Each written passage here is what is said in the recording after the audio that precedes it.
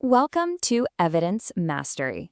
Today, we are diving deep into the fundamental statistical concepts that really make real-world evidence tick. If you're working in pharma, healthcare, or with regulators, you already know how absolutely crucial this stuff is. And, let's be honest, how often it gets misunderstood. So, where are we getting all this great info? Well, our guide for this journey is Chapter 8 from the fantastic book Real-World Evidence, Principles and Practice, written by Dr. Masoud Tusi. We're going to break down the key ideas straight from this expert source to give you a really clear, practical handle on things. All right, here's our game plan for today. We're going to kick things off with the big picture challenge of RWE. Then, we'll build up our statistical toolkit. After that, we'll get into the nitty-gritty of certainty and significance, figure out how to measure actual impact, and finally, tie all those numbers back to real-world strategy. Let's jump in. So, first things first. What's the big deal with real-world evidence statistics anyway? Why are they so different? Well, it all boils down to one simple fact. We're not in a controlled, sterile lab anymore. We are out in the messy, unpredictable, and fascinating real world. Think of it like this, right? A randomized clinical trial, an RCT, is like a pristine, perfectly controlled science experiment. You use randomization to create perfectly balanced groups, which gives you super high internal validity. That means you're really confident the results are true for the people in that specific study. But RWE, that's observational. It's out in the wild. Doctors and patients are making decisions, not a coin flip. And that messy data gives us something incredibly powerful. High external validity. It's a window into how treatments actually perform in diverse, everyday populations. And that fundamental difference is exactly why having a rock-solid grasp of the stats is just not optional. Okay, so to make any sense of all that real-world data, we need the right tools, right? Specifically, tools for measuring how often things, events, actually happen. Our basic toolkit starts with three incredibly important and often confused concepts: risk, rate, and odds. First up, we've got risk.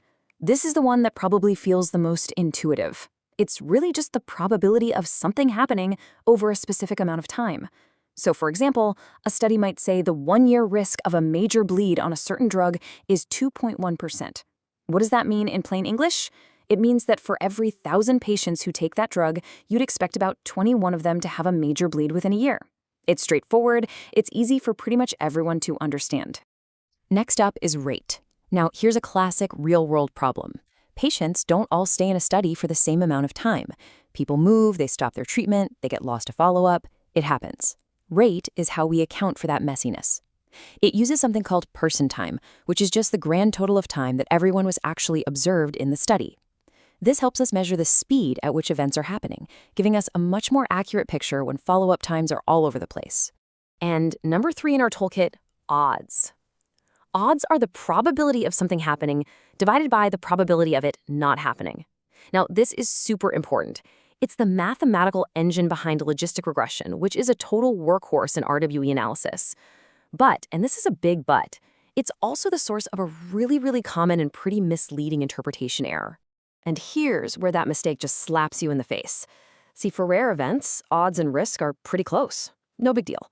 But for something common, like say post-op nausea, a 60% risk actually translates to odds of 1.5. Now, if you're not careful and you accidentally report that as 150% risk, whoa, you've just massively overstated their reality. It's a super critical distinction to make. Okay, so now we know how to measure events. The next big question is, how certain are we about those measurements?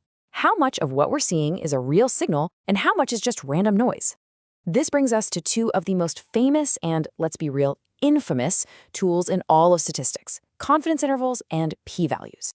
A confidence interval, or CI, gives you a range of plausible values for your result. A nice, narrow CI means your measurement is pretty precise. A big, wide one, well, that tells you there's a lot more uncertainty. But man, there are so many traps here. Just because a CI crosses 1 for a ratio, it doesn't prove there's no effect. And here's the biggest one. CIs only tell you about random error. They tell you nothing about systematic biases, which in RWE are usually the real monsters hiding under the bed. And then there's the p-value.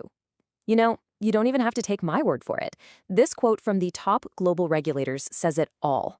A p-value less than 0.05 does not mean you found a cause and effect relationship in a real-world study. All it suggests is that your result probably isn't just due to random luck. But remember those monsters? Systematic bias is often a way bigger problem in RWE than random chance. So here's the most important thing to burn into your brain. Context is everything. A p-value is not some magical stamp of truth. Look at this table. A p-value of 0.02 in a huge, really well-designed study, yeah, that could be moderate evidence. But a tiny p-value like 0.001 in a study you know is full of bias, it could be completely meaningless. The real strength of the evidence comes from how good the study is, not just from one little number. So if a p-value isn't giving us the full story, what does? We need something called effect measures. These are the stats that actually quantify the size and the direction of what we're seeing. They tell us how much of an impact a treatment might be having. A common way to do this is with ratios. The risk ratio, or RR, is great because it's an intuitive comparison of risk between two groups. The odds ratio, or OR, is also used a lot, but you gotta remember that warning from before.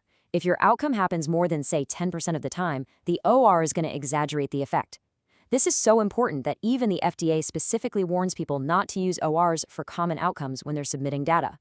And look, this isn't just some academic exercise. These concepts are being used to make huge decisions right now. In the US, the FDA actually accepted a real-world evidence study for the cancer drug pembrolizumab. The key number was a hazard ratio. Think of it as a risk ratio that works over time, of 0.53. That showed a massive survival benefit out in the real world. And it's the exact same story over in Europe. The European Medicines Agency used RWE to expand the approval for a heart failure drug. And in that case, they were looking at the risk difference, which showed a clear 2.1% absolute drop in hospitalizations. This is a global trend, folks. These tools are being used for really high-stakes decisions. Okay, so we have the tools, we understand the numbers.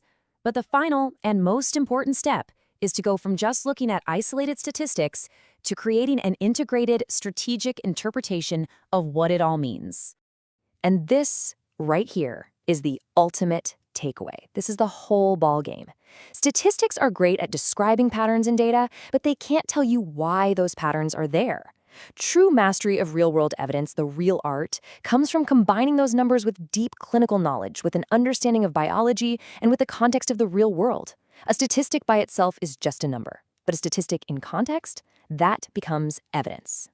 So, I'm going to leave you with this question to chew on. We know statistics describe patterns, but the next time you're looking at an RWE study, can you confidently tell the difference between a genuine treatment effect and a statistical ghost that was just created by bias? Answering that question with confidence is what this is all about. And to get the full, comprehensive picture, the book we've been pulling from today, Real-World Evidence, Principles and Practice, is absolutely the go-to resource. You can find it on Amazon.com. Thanks so much for joining us here at Evidence Mastery.